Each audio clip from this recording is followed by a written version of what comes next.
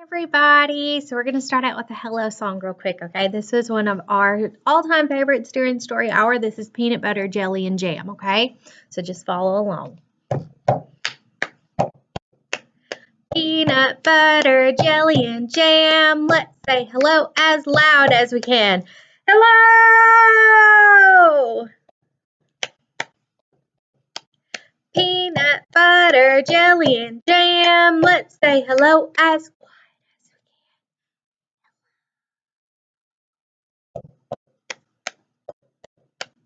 peanut butter, jelly, and jam. Let's say hello as high as we can.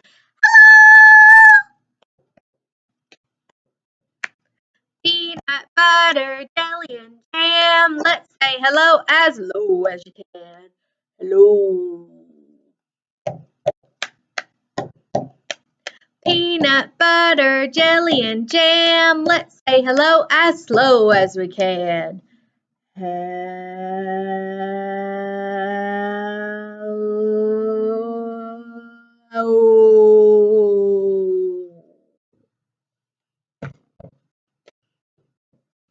Peanut butter, jelly, and jam. Let's say hello as fast as we can. Hi! Alrighty, that was my special request from Miss Olivia. So I hope that you enjoy that, Miss Olivia. And so today, since Easter is this weekend, I'm going to read a story, my favorite bunny story. It is The Tale of Peter Rabbit by Beatrix Potter. This is one that has been a favorite of mine since I was little, so I wanted to share it with y'all. Once upon a time, there were 4 little rabbits, and their names were Flopsy, Mopsy, Cottontail, and Peter. They lived with their mother in a sandbank underneath the root of a very big fir tree.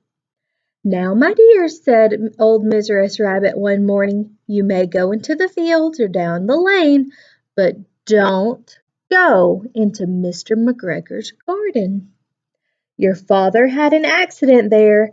He was put in a pie by Mrs. McGregor."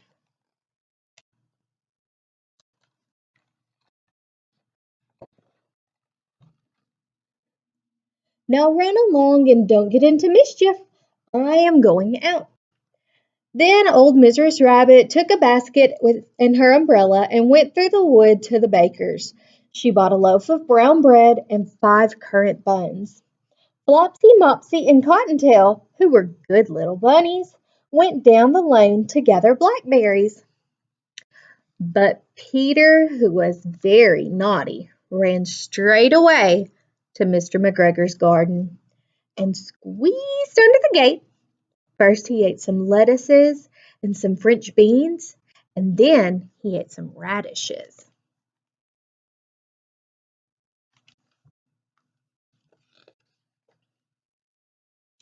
And then, feeling rather sick, he went to look for some parsley. But round the end of the cucumber frame, who shall he meet but Mr. McGregor? Mr. McGregor was on his hands and knees planting young cabbages, but he jumped up and ran after Peter, waving a rake and calling out, "Stop, thief!" Peter was most dreadfully frightened. He rushed all over the garden, for he had forgotten the way back to the gate. He lost one of his shoes among the cabbages, and the other shoe amongst the potatoes.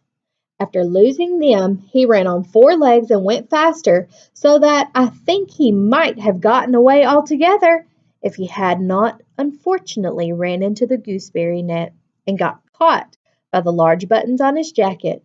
It was a blue jacket with brass buttons, quite new.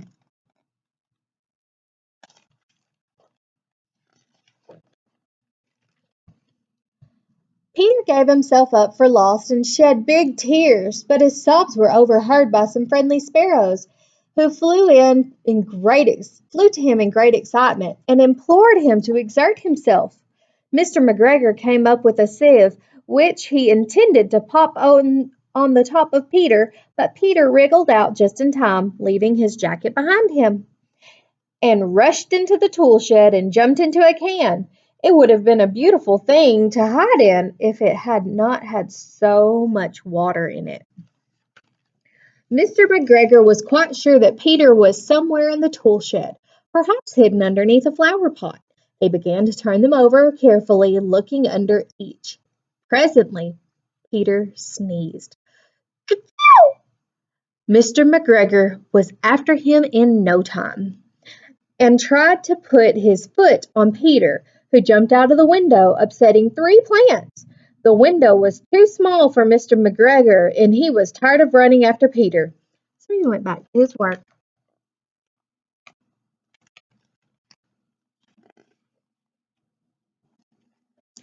Peter sat down to rest. He was out of breath and trembling with fright. He had not the least idea which way to go. Also, he was very damp with sitting in that can. After a time he began wandering about, going lippity-lippity not very fast, and looking around.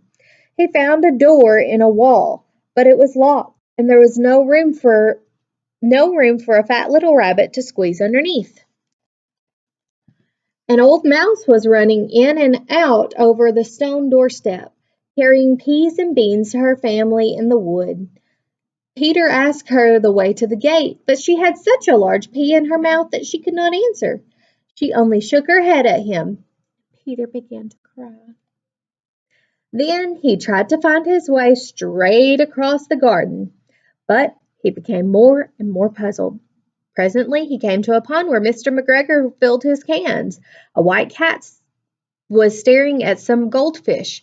She sat very, very still, but now and then the tip of her tail would twitch as if it were alive. Peter thought it best to go away without speaking to her. He had heard about cats from his cousin, little Benjamin Bunny.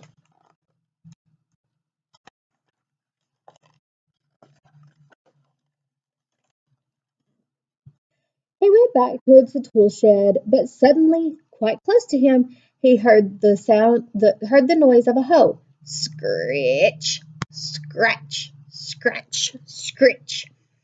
Peter scuttered underneath the bushes, but presently, as nothing happened, he came out and climbed onto a wheelbarrow and peeped over. The first thing he saw was Mr. McGregor hoeing onions. His back was turned towards Peter, and beyond him was the gate. Peter got down very quietly off the wheelbarrow and started running as fast as he could go along a straight walk behind some blackcurrant bushes.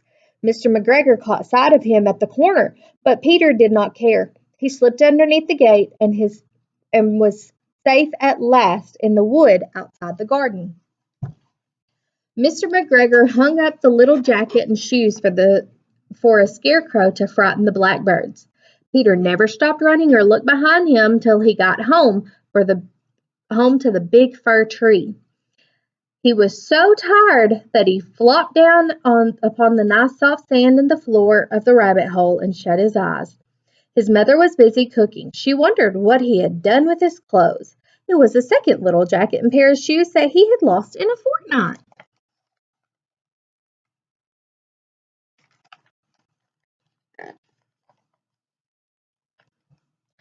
I am sorry to say that Peter was not very well that evening. His mother put him to bed and made some chamomile tea, and she gave a dose of it to Peter, 1 tablespoonful to be taken at bedtime. But Flopsy, Mopsy, and Cottontail had bread and milk and blackberries for supper. The end. There was the tale of Peter Cottontail. I hope that y'all enjoyed it, and I hope that y'all have an awesome Easter, okay? Y'all take care. Bye, guys.